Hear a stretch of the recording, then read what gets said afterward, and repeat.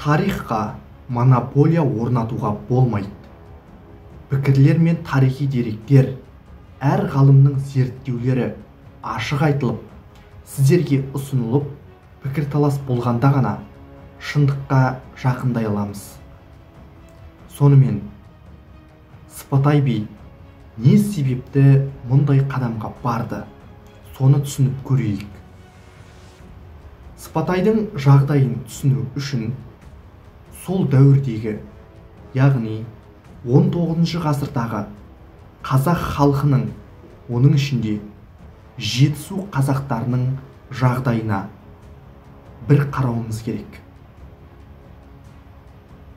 Қазақ елі сонау Тәуке хан тұсынан кейін, яғни 18 ғасырдың басында бірлігін жоғалтты.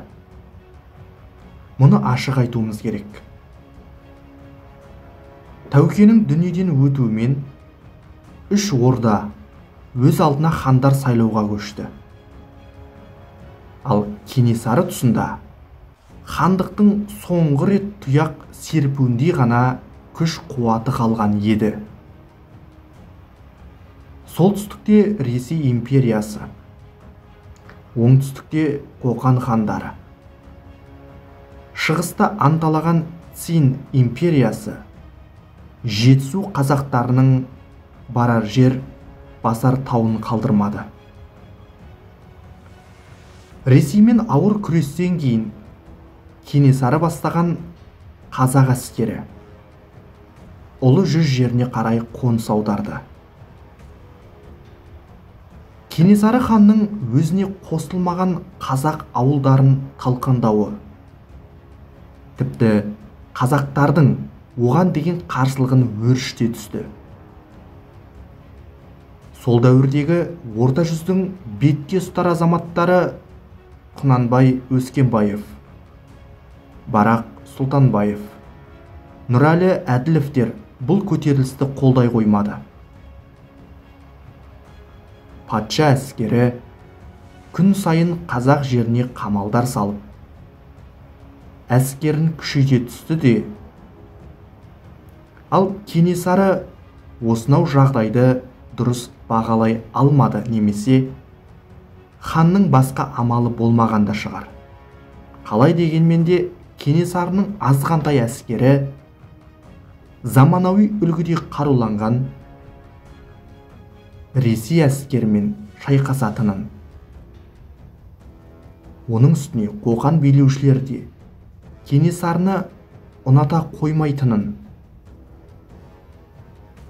қырғыздар да Кенесарыны қолдамағанын Сыпатай мен Рүстем төрелер түсінген сияқты.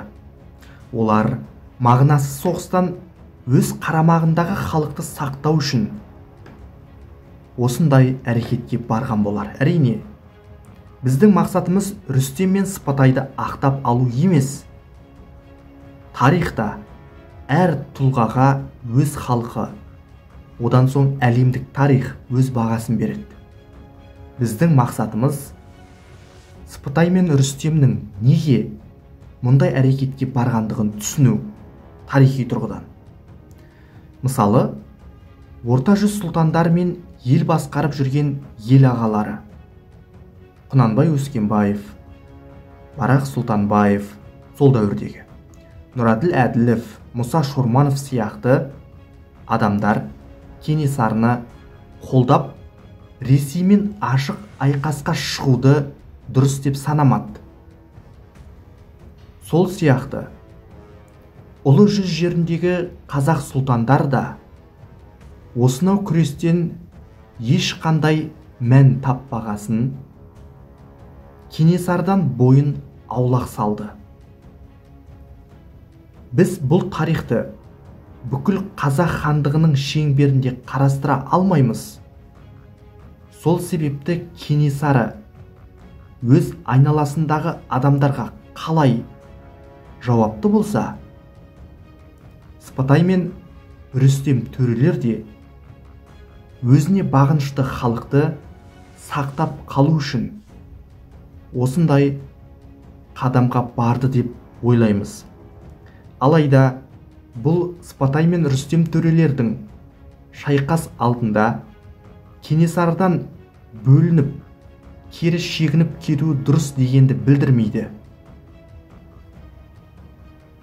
Егер бұл мәселеге үлкен хандық деңгейден қарасақ, онда Рүстем мен Сыпатайдың жау әскерімен шайқас алдында кері шегініп кетуі сатқындық.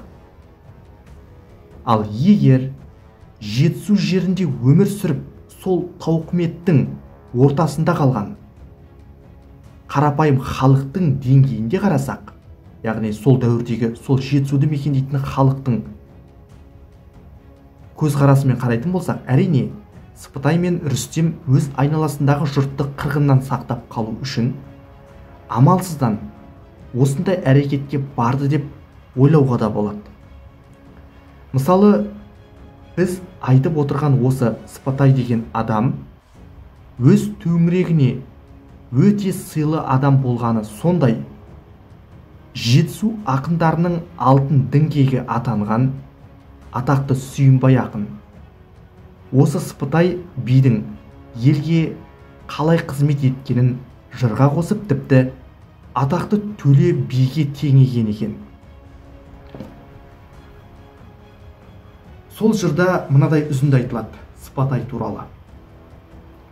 Сыпатай дулаттағы ер кісі еді, ақылы дариядай көл кісі еді. Жаныстан өтіп кеткен әзіз Төле, Сеңкібай Шойбекпенен тең кісі еді.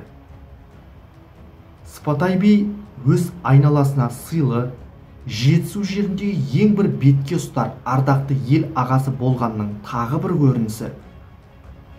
Атақты Жамбыл Жабаевтың мына өлең жолдарынан түсінуге болатын сияқты.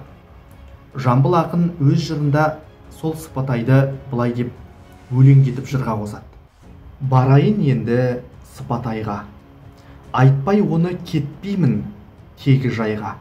Ұлы жүздің тірегі батырым ғой, бір болмаған ығаймен сығайыңа. Қайыры қарашаға сондай жақсы, қандырып сусындатып қант пен шайға. Байлық, бақыт тек оның ерлігінде, ерлікпен ел намысын бердігімге. Кімнің бар Сыпатайдай төңіректе, арғымақ мінгізеді ат керекке. Ерлігі мен жомарттығы жаннан асқан, пайдасы тиіп жатыр күнде көпке. Кім мақтамас қайырымды ер Сыпатайды, дәулетімен ораған Алатауды. Қанша халық аралап жүрсем дағы, жалғанда көргенім жоқ ондай жанды деп жырлайды. Әрине, Сыпатай мен Рүстем, Кенесары хандар өте күрделі тұлғалар. Сол себепті бұл тарихқа бір жақты баға беру дұрыс емес деп ойлаймын. Ал сіз үшін осы үш адамның, яғни Кенесары хан, Сыпатай би және Рүстем төре қандай тұлға?